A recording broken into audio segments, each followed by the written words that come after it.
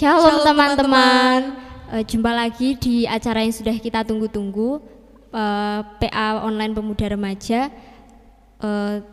Walaupun kita belum bisa ketemu secara langsung, tapi bersyukur kita masih bisa bersekutu lewat PA Online ini. Ada teman-teman yang di rumah dan juga ada teman-teman yang di gereja. Kita sama-sama bersekutu memuliakan nama Tuhan bersama-sama. Nah, untuk teman-teman yang di gereja, bagaimana nih kabarnya? Luar biasa. Kalau Mbak Rita sendiri gimana kabarnya? Puji Tuhan, luar biasa. Puji Tuhan ya. Kalau teman-teman yang di rumah bagaimana kabarnya? Semoga teman-teman dan keluarga semua sehat selalu dan selalu berada di lindungan Tuhan ya. Baik teman-teman, sebelum kita mau memasuki persekutuan kita hari ini, mari kita berdoa. Saya hantarkan. Ya Tuhan, Allah Bapa yang bertahta di kerajaan surga yang maha mulia, Tuhan Yesus Kristus, kami bersyukur Tuhan Kau boleh memberikan kami waktu, kesempatan untuk kami boleh bersekutu dalam PA Online Pemuda Remaja ini Tuhan. Kiranya Kau yang boleh memberkati, Kau yang boleh pimpin persekutuan kami ini dari awal, pertengahan hingga akhirnya nanti. Kau juga kiranya yang boleh siapkan hati kami masing-masing untuk kami boleh siap untuk menerima firman-Mu, dan juga hati kami boleh senantiasa memuliakan nama-Mu. Terima kasih Tuhan Yesus, dalam nama Tuhan Yesus kami telah berdoa dan mengucap syukur. Amin. Nah, untuk mengawali persekutuan kita pada pagi hari ini, mari kita naikkan satu lagu pujian, Datanglah ke Baitnya.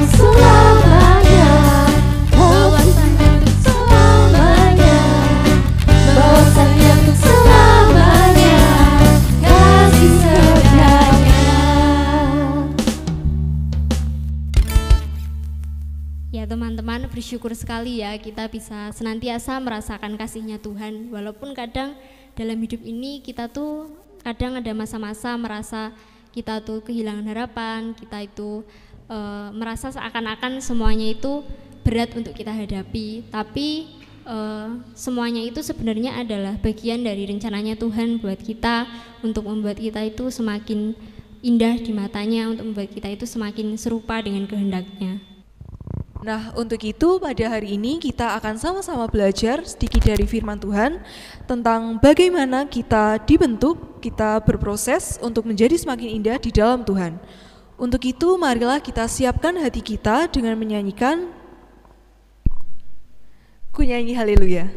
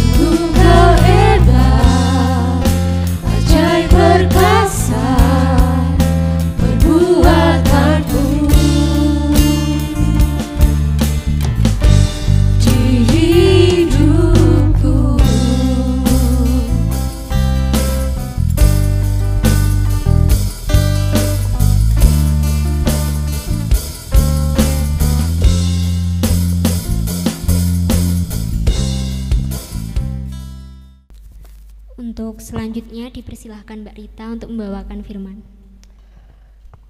Ya, shalom semuanya. Shalom. Shalom juga teman-teman yang ada di rumah.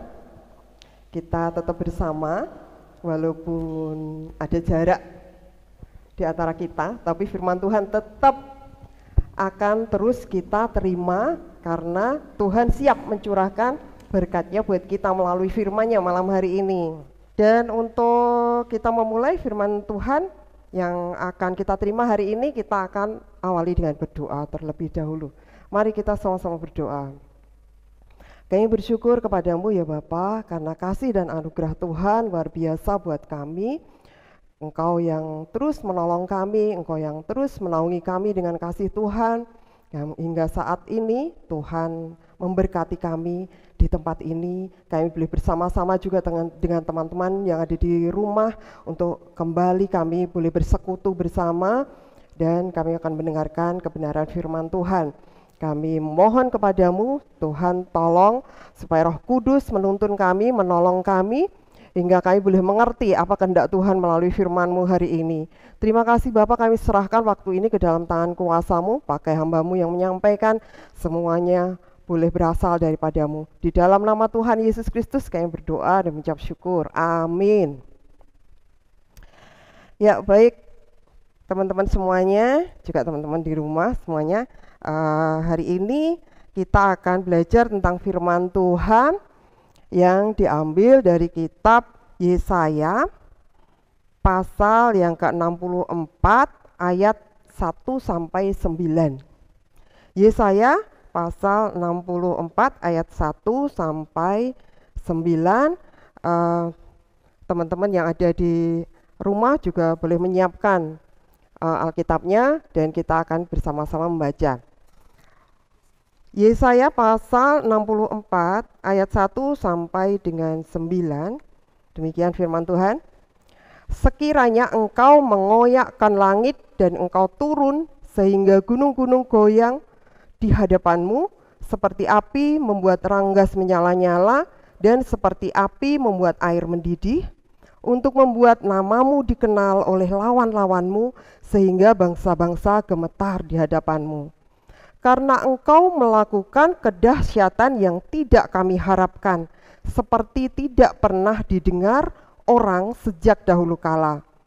Tidak ada telinga yang mendengar dan tidak ada mata yang melihat. Seorang Allah yang bertindak bagi orang yang menanti-nantikan Dia. Hanya engkau yang berbuat demikian. Engkau menyongsong mereka yang melakukan yang benar dan yang mengingat jalan yang kau tunjukkan. Sesungguhnya engkau ini murka sebab kami berdosa. Terhadap engkau kami memberontak sejak dahulu kala.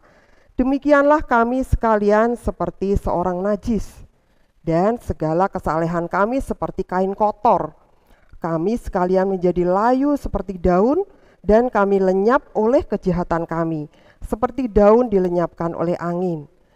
Tidak ada yang memanggil namamu atau yang bangkit untuk berpegang kepadamu. Sebab engkau menyembunyikan wajahmu terhadap kami dan menyerahkan kami ke dalam kekuasaan dosa kami. Ayat yang ke-8, tetapi sekarang ya Tuhan, engkaulah Bapa kami, kamilah tanah liat dan engkaulah yang membentuk kami, dan kami sekalian adalah buatan tanganmu. Ya Tuhan, janganlah murka amat sangat, dan janganlah mengingat-ingat dosa untuk seterusnya.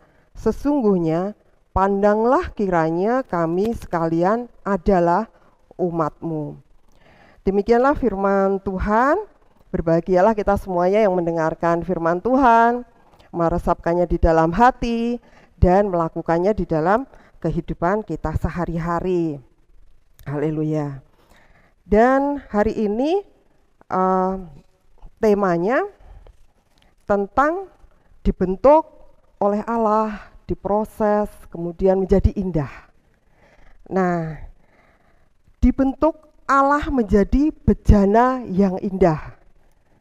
Ya, lebih kita mendengarnya manis gitu ya, dibentuk oleh Allah menjadi bejana yang indah. Ya, kita melihat dalam pasal 64 yang kita baca tadi, itu masuk dalam satu perikop yang judulnya doa pengakuan dan permohonan Israel. Jadi latar belakangnya kitab ini yang kita baca tadi itu tentang bagaimana bangsa Israel itu menjadi bangsa yang terpuruk. Kenapa terpuruk? Ada yang tahu? Kenapa bangsa Israel saat itu pada masa Nabi Yesaya terpuruk? Yang di sini tahu? Yang di rumah juga tahu? Kenapa? Ya, di sekolah minggu kita sering dijelaskan, sering kita diajarkan kenapa kok bangsa Israel itu sampai menjadi bangsa yang terpuruk. Karena apa? Tadi sudah kita baca bersama-sama. Karena dosa mereka. Ayat 5 mengatakan, engkau menyongsong mereka yang melakukan benar dan mengingat jalan yang kau tunjukkan. Sesungguhnya engkau ini murka sebab kami berdosa. Jadi selama dalam perjalanannya bangsa Israel itu menjadi bangsa yang tegar tengkuk gitu ya, istilahnya tegar tengkuk. Jadi bangsa Israel selalu melakukan kesalahan karena tidak taat. Tuhan sudah memberi aturan A, B, C, D, E dan banyak sekali, dan bangsa Israel selalu tidak taat terhadap aturan itu gitu ya, sampai pada akhirnya bangsa Israel diizinkan Tuhan untuk diproses melalui pembuangan. Pembuangannya di mana? Di Babel. Ya. Nah, latar belakang kitab Yesaya ini yang kita baca tadi itu peristiwanya memang pada saat bangsa Israel itu dibuang ke Babel. Dan Israel menjadi bangsa yang terpuruk karena pembuangan itu, karena pada awalnya kan bangsa Israel itu kuat sekali, bangsa Israel itu bangsa yang besar begitu ya, luar biasa, semua orang kagum, semua orang saat itu bangsa-bangsa takut kepada bangsa Israel. Tapi pada akhirnya karena ketidaktaatannya itu bangsa Israel akhirnya dibuang ke Babel, mengalami proses yang dikerjakan karena dosa mereka, karena ketidaktaatan mereka. Nah, Nabi Yesaya menggambarkan keadaan Israel sebagai umat yang terpecah-pecah, seperti bejana atau tembikar begitu yang dipecahkan begitu ya, yang pecah berkeping-keping, tinggal kepingan-kepingannya itu dan terserak kemana-mana, seperti itu gambarannya. Nah, sebagian umat Israel pada saat itu memilih untuk mengeluh, putus asa, kecewa, dan merasa kok kami umat Allah tetapi kok kami menderita, seperti itu ya. Akhirnya karena kekecewaan mereka, keputusasaan mereka, sebagian itu goyah dan mengikuti Allahnya bangsa Babel. Tetapi ada sebagian lagi yang dipimpin oleh Nabi Yesaya ini memilih untuk setia, terus mengoreksi dirinya. Apa sih yang telah kita lakukan, kita selama ini tidak taat, semua dikoreksi dan kemudian menyadari kesalahannya dan dosa-dosanya, dan yang dilakukan kemudian adalah berserah diri, mau dibentuk oleh Allah. Kita tahu hal itu dari ayat yang ke-8. Tetapi sekarang ya Tuhan, sekarang. Jadi saat itu bangsa Israel yang dipimpin Yesaya ini, pengikut dan Yesaya dan pengikut-pengikutnya itu menyatakan semua kami memang berdosa. Tetapi sekarang ya Tuhan, Engkaulah Bapa kami, kamilah tanah liat, dan Engkaulah yang membentuk kami, dan kami sekalian adalah buatan tangan-Mu. Jadi yang memilih untuk setia ini menyatakan, Bapa, Engkaulah Bapa kami, pimpin kami ini Engkau yang membuat kami, biarlah kami menjadi tanah liat-Mu, Kau bentuk seperti apa yang Kau kehendaki, seperti itu ya. Dan mereka menyerahkan diri untuk dibentuk oleh Allah. Nah, kita boleh melihat ada pertobatan ya di sini oleh bangsa Israel, bertobat sebagian yang yang sudah membangkang, yang sudah keluar dari dari Tuhan, itu sudah nggak diceritakan dalam perikop ini. Tetapi yang diceritakan adalah bangsa Israel yang bertobat, yang mau kembali kepada Allah, yang mau berbalik. Nah, sekarang kita akan mempelajari apa sih maknanya pertobatan itu dengan berkaca kepada apa yang dilakukan bangsa Israel yang sudah berbalik dari dosanya kembali kepada Allah Bapa. Nah, Apa yang disebut pertobatan? Ada yang tahu? Siapa yang mau jawab? Asri, silakan. Pertobatan itu mengakui semua dosa-dosa, mengakui semua kesalahan kita dan meninggalkan kehidupan lama kita dan kembali kepada Tuhan, menerima dan percaya sama Tuhan Yesus. Ya, amin. Betul sekali. Ada yang lain mungkin mau menambah lagi. Mungkin ada pemahaman yang baru, yang lain begitu dengan yang Asri jawab. Tidak ada? Oke. Benar sekali apa yang dikatakan Asri tadi ya. Pertobatan itu kalau di dalam perjanjian lama itu menggunakan bahasa Ibrani. Kita belajar sedikit bahasa Ibrani ya, nggak apa-apa ya. Shub. Ada yang menuliskannya SYUB atau sebenarnya yang tepat itu SHUBH. Gitu ya, shub. Itu artinya berputar atau berbalik kepada Allah. Nah, kalau ada istilah lain lagi yang di dalam bahasa Ibrani yang dipakai dalam perjanjian lama itu niham, NICHAM, niham. Nah, ini artinya sangat menyesal, kemudian berpaling dari perbuatan yang salah. Jadi sangat menyesal dan berpaling dari perbuatan yang salah, mengakui kesalahan itu dengan sangat dalam gitu ya. Dalam bahasa Yunani, dalam perjanjian baru itu memakai bahasa Yunani ya, dan dalam bahasa Yunani pertobatan itu pakai kata metanoia. Kita kenalnya toko buku metanoia ya. Tapi ngerti nggak artinya metanoia? Ada yang tahu metanoia? Kita sering mendengar percetakan metanoia atau toko buku metanoia, tapi kita nggak tahu artinya ya. Artinya itu pertobatan. Pertobatan dalam pengertian perubahan pola pikir, akal budi, kemudian hati dan cara hidup. Ya, yang sering dipakai untuk kata pertobatan itu metanoia ini. Perubahan pola pikir, akal budi, hati dan cara hidup. Karena pertobatan pasti akan mempengaruhi cara hidup. Kalau mengaku dengan mulut bertobat, tapi kelakuannya sama, tidak ada dalam pertobatan itu, artinya ya tidak bertobat. Artinya pertobatannya palsu gitu ya.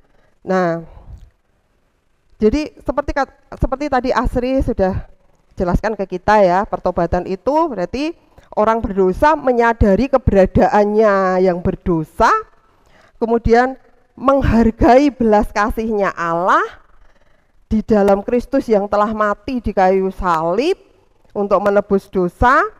Terus kemudian orang yang berdosa tadi, yang menyadari tadi, datang dengan sukacita, berbalik menuju Allah dengan tekad yang penuh gitu ya, tekad yang penuh, dan mengalami ketaatan yang baru. Biasanya kita bisa rasakan gitu ya, kalau kita sudah bertobat, kita akan membenci dosa.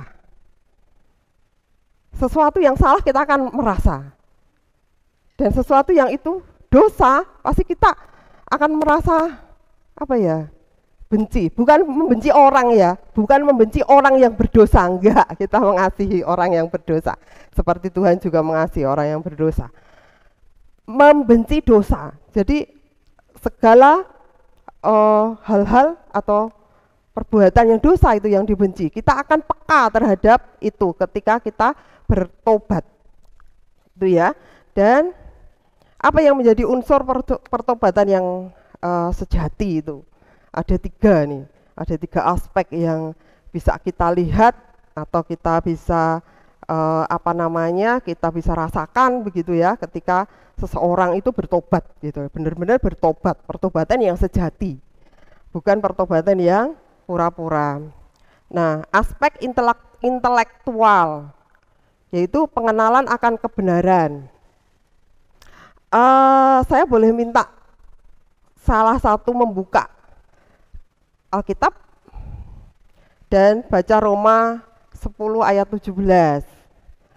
Boleh Alkitab yang ada di handphone masing-masing, yang di rumah juga silakan membaca. Roma pasal 10 ayat 17 yang sudah dapat silakan. Roma 10 ayat 17. Jadi iman timbul dari pendengaran dan pendengaran oleh firman Kristus. Ya. Iman timbul dari pendengaran dan pendengaran oleh apa? Firman Kristus. Ya. Itu aspek yang pertama, yaitu intelektual atau pengenalan akan kebenaran. Jadi iman itu timbul. Oh ya, saya perlu menjelaskan dulu sebelum 3 aspek ini. Nah, pertobatan tadi punya saudara kembar. Namanya iman. Jadi pertobatan tanpa iman itu palsu tadi. Iman pasti dengan pertobatan. Jadi iman dan pertobatan itu tidak bisa dipisahkan. Ya, supaya untuk mengingat-ingat bisa kita katakan saudara kembar. Jadi kan nanti kalau melihat ada punya adik kembar atau ada teman kembar gitu, wah pertobatan dan iman. Jadi mengingat bahwa pertobatan memang harus dilandasi oleh iman, dan iman nggak ada tanpa pertobatan, gitu ya. Cuman untuk mengingat-ingat saja. Jadi itu bukan sesuatu yang wah penting banget begitu, tapi ini untuk mengingat-ingat saja. Jadi iman dan pertobatan itu selalu bersama. Nah, tadi ada 3 aspek ya. Jadi yang pertama tadi pengenalan akan kebenaran Allah atau kebenaran Kristus, yang tadi di dasarnya dari Roma 10 ayat 17. Nah, yang aspek kedua itu emosional atau rasa. Nah, rasanya itu apa ya? Timbulnya penyesalan yang dalam dari hati atas dosa, bukan hanya akibat dosa. Cuman takut kalau waduh aku nek berdosa nanti akibatnya ini, nanti malu sama orang-orang, nanti malu dengan teman-teman karena saya tuh, bukan itu. Tapi rasa itu timbul penyesalan yang ada di dalam hati atas dosa, bukan hanya akibat dosa, tetapi atas dosa itu sendiri. Kita baca yang lain, boleh membuka 2 Korintus 7 ayat 10. 2 Korintus 7 ayat 10. Sebab dukacita menurut kehendak Allah menghasilkan pertobatan yang membawa keselamatan dan yang tidak akan disesalkan. Tetapi dukacita yang dari dunia ini menghasilkan kematian. Ya. Jadi ada dukacita karena dosa itu. Bukan dukacita karena takut akibat dosanya, tetapi penyesalan yang memang benar-benar dari dalam hati atas dosa itu. Itulah aspek emosional atau rasa tentang pertobatan. Nah, kalau kita dalam kehidupan kita sehari-hari, dalam kehidupan bergereja misalnya ya, kita melakukan kesalahan yang besar gitu, yang kita harus mengakui, pengakuan dosa begitu ya. Kita kenal ya tentang apa pengakuan dosa, kaperdi begitu ya. Kadang-kadang ada pengumuman seperti itu untuk digembalakan supaya tahu kebenaran kembali dan melakukan yang benar, bukan kesalahannya tidak diulang lagi seperti itu. Jadi di gereja menggembalakan begitu ya. Nah, kadang ada hanya berpikir bahwa yang penting saya sudah mengakui dosa di gereja, terus sudah selesai, begitu. Kalau seperti itu pengakuan dosa yang tidak dari dalam hati, yang bukan dari kesadaran dari hati bahwa aku bersalah, aku harus kembali kepada Tuhan seperti itu ya. Tapi hanya pengakuan dari mulut. Nah, itu yang kita tadi menyebutnya sebagai palsu gitu ya. Nah, yang ketiga aspeknya itu kehendak. Kehendak itu adanya tekad, adanya kemauan, adanya komitmen, bahasa kerennya komitmen gitu ya. ada tekad untuk berubah dalam tujuan dan motivasi hidupnya. Coba Roma 12 ayat 2. Roma 12 ayat 2, janganlah kamu menjadi serupa dengan dunia ini, tetapi berubahlah oleh pembaruan budimu, sehingga kamu dapat membedakan manakah kehendak Allah, apa yang baik, yang berkenan kepada Allah, dan yang sempurna. Nah, ada pembaruan. Tahu membedakan mana yang benar, mana yang salah. Itu aspek pertobatan, aspek kehendak dalam pertobatan. Nah, kalau kita rangkum ya tadi ya unsur-unsur dalam pertobatan tadi yang kita bicarakan dari awal, definisinya apa dan sebagainya itu tadi, kita akan melihat bahwa pertobatan itu yang pertama perubahan pada pikiran sehingga dosa itu bisa dikenali. Jadi kita tahu mana yang benar, mana yang salah gitu. Dosa bisa dikenali. Jadi kalau kita kenal, wah kau itu menyontek itu ya mencuri berarti itu dosa. Ya kita tidak lakukan. Kalau kita sebagai orang yang sudah bertobat, kita tidak akan lakukan itu. Membenci teman misalnya, kalau kita tahu bahwa membenci orang lain itu berdosa ya kita tidak akan lakukan gitu. Berkata-kata yang tidak pantas gitu, yang menyakiti orang lain misalnya. Kalau kita tahu mengenali oh itu dosa ya kita tidak lakukan. Kalau orang bertobat pasti seperti itu. Nah, yang kedua, penyesalan sungguh-sungguh. Jadi penyesalannya tidak hanya di mulut tetapi juga di hati dan itu akan merubah sikap.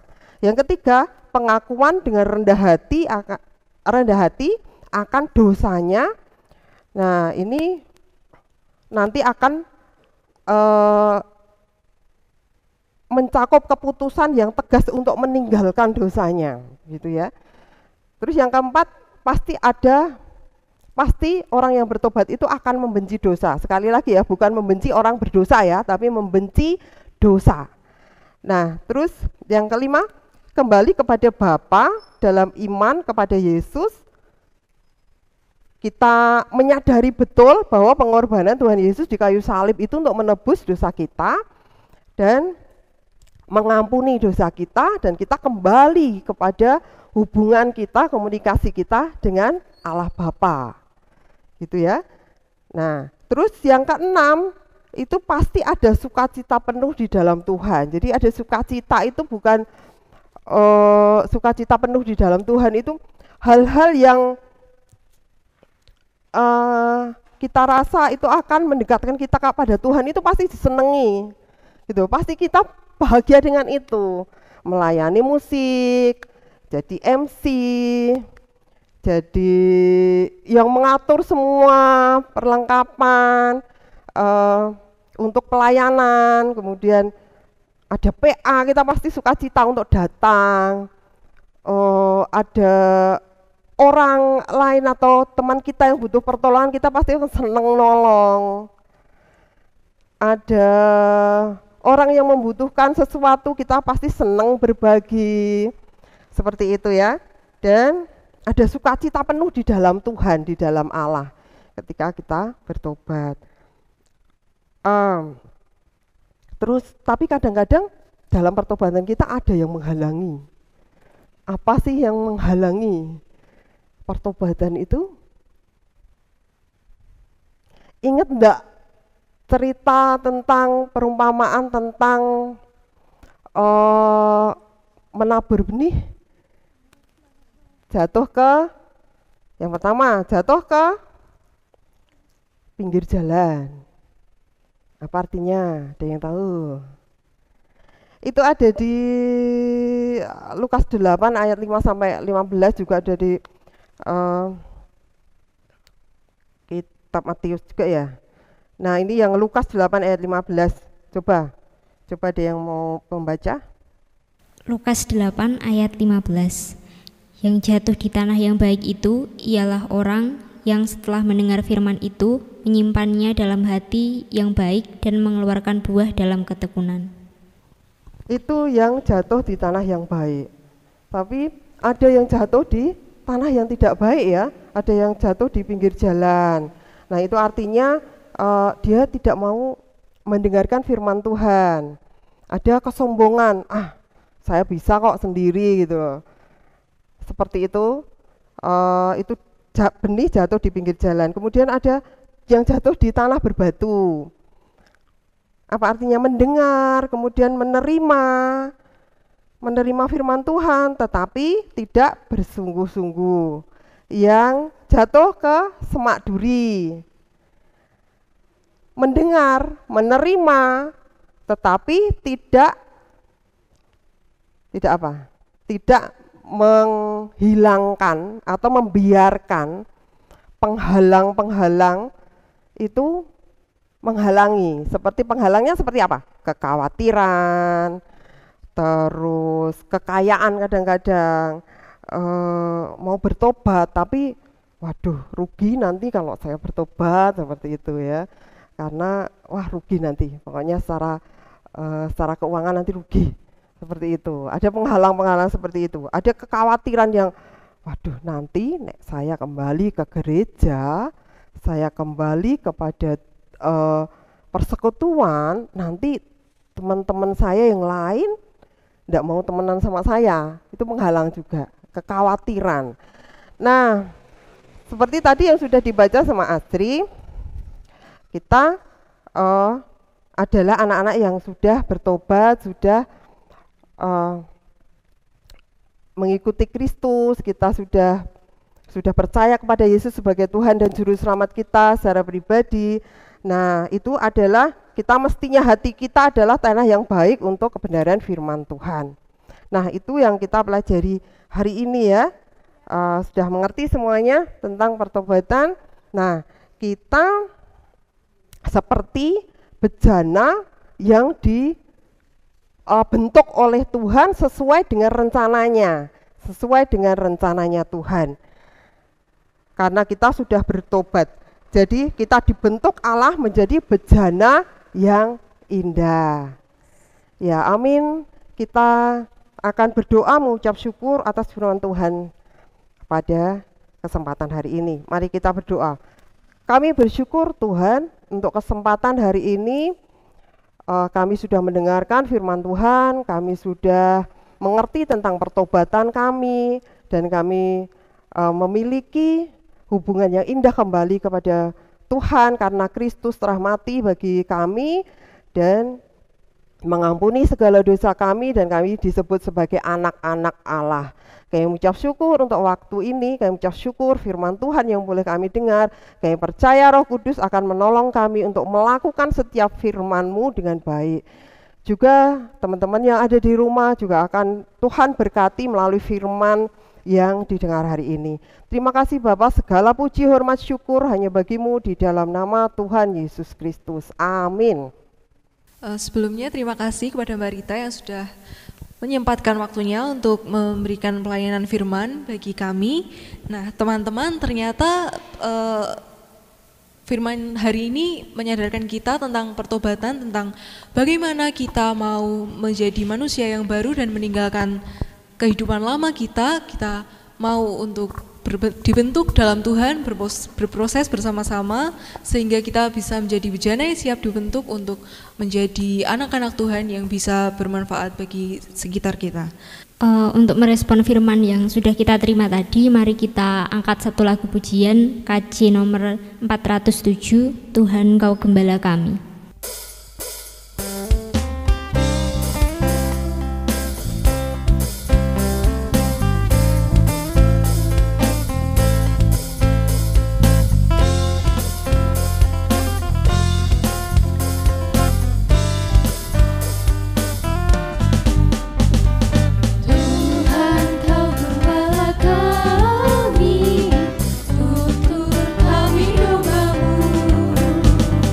Beri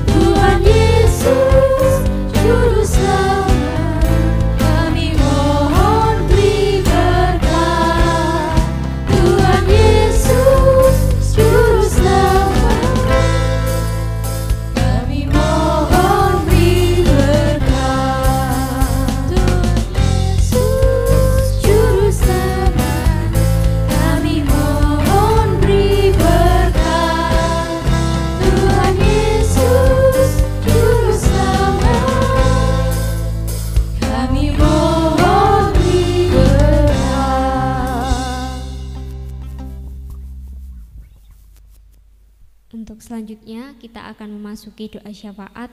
Mari kita berdoa, saya hantarkan. Ya Tuhan Allah Bapa yang bertahta di kerajaan surga yang maha mulia, Tuhan Yesus Kristus. Tuhan Yesus, terima kasih untuk Engkau boleh memimpin PA kami hari ini dari awal hingga sebentar lagi kami akan mencapai akhirnya Tuhan. Tuhan Yesus, saat ini kami rindu berdoa untuk bangsa kami, negara kami, bangsa Indonesia Tuhan. Kiranya Engkau yang boleh senantiasa berkati bangsa kami, terlebih di masa-masa pandemi COVID-19 ini Tuhan. Biarlah kiranya Engkau yang boleh bekerja sepenuhnya bagi bangsa ini, Engkau yang boleh segera pulihkan bangsa ini untuk melewati semuanya ini, Engkau yang berkati tiap-tiap pejabat negara, baik dari tingkat yang paling atas hingga yang paling bawah, Engkau yang boleh berkati, biarlah setiap kebijakan, setiap keputusan yang diambil itu boleh seturut dengan kehendak-Mu saja. Engkau juga boleh berkati saudara-saudara yang berupa tenaga kerja kesehatan yang merupakan garda terdepan di dalam menanggulangi COVID ini. Kau yang boleh berkati mereka, Kau yang boleh kuatkan mereka, berikan kesehatan untuk boleh menjadi perpanjangan tangan-Mu untuk boleh memulihkan bangsa ini. Dan biarlah Tuhan kiranya di masa-masa pandemi ini bangsa ini juga boleh terus memuliakan nama-Mu, boleh terus turut kehendak-Mu meskipun keadaannya sulit. Terima kasih Tuhan Yesus, dalam nama Tuhan Yesus kami telah berdoa. Ucap syukur Bapa, kembali kami anak-anak-Mu menghadap hadirat-Mu. Sekarang kami rindu untuk berdoa bagi persekutuan dan gereja kami. Kami mau mengucap syukur karena atas berkat-Mu yang telah Engkau limpahkan pada kami. Kami anak-anak-Mu bisa berkumpul di tempat ini dalam keadaan sehat tanpa kurang suatu apapun juga untuk melakukan pelayanan hanya untuk memuji dan memuliakan nama-Mu saja ya Bapa. Meskipun tadi hujan, Engkau tetap menggerakkan kami untuk datang ke tempat ini memuji dan memuliakan nama-Mu. Dan kami juga berdoa untuk gereja kami di masa global pandemi ini yang mungkin menyulitkan kami anak-anak-Mu untuk berkumpul dan bersama untuk memuji dan memuliakan nama-Mu. Tetapi Engkau telah memberikan kami teknologi yang maju sehingga kami tetap bisa menjalankan ibadah seperti biasanya meskipun harus lewat online, tetapi kami tetap bisa setiap minggunya untuk bertemu, bersekutu bersama untuk memuji dan memuliakan nama-Mu. Ya Bapak, kami juga berdoa untuk global pandemi ini supaya cepat berakhir sehingga kami anak-anak-Mu bisa berkumpul lagi bersama-sama untuk memuji dan memuliakan nama-Mu tanpa harus ada protokol kesehatan yang cukup mengganggu kami. Sekian yang dapat saya sampaikan. Haleluya. Ya Tuhan, terima kasih atas kesempatan yang telah Engkau berikan di dalam hari ini. Kiranya kami semua yang berpelayanan selalu dalam keadaan sehat, dan bagi teman-teman yang ada di rumah kiranya selalu semangat dan sukacita. Ya Tuhan, pada hari ini berkatilah studi dan pekerjaan kami, berkatilah anak-anak-Mu yang berada di perguruan tinggi atau SMA, SMP, SD, bahkan TK. Kiranya tangan kasih Tuhan selalu menopang mereka, selalu membantu mereka dalam mengerjakan tugas. Dan jikalau ada anak-anak-Mu yang saat ini melakukan penilaian akhir semester, kiranya Tuhan Yesus berkati, semoga apa yang mereka dapatkan nanti sesuai dengan apa yang telah mereka usahakan dan atas berkat dari Engkau. Haleluya. Bapak, kami juga berdoa untuk keluarga kami ya Bapak. Kiranya Engkau memberkati dan selalu menyertai dari setiap keluarga kami, baik yang ada di keluarga kami yang dari studio dan juga keluarga kami yang teman-teman kami ya Bapak. Kami berdoa supaya Engkau terus memberkati keluarga kami supaya selalu sehat dan dalam lindungan kasih sayang-Mu, kasih setia-Mu saja ya Bapak. Bapak, pada malam hari ini kami juga berdoa ingin mengakhiri persekutuan pada malam hari ini ya Bapak. Kiranya Engkau memberkati anak-anak-Mu yang ada di sini supaya nanti saat pulang hanya dalam lindungan kasih-Mu saja ya Bapak. Haleluya, amin. Sebelum mengakhiri persekutuan kita pada hari ini, mari kita angkat satu pujian bangkit serukan nama Yesus.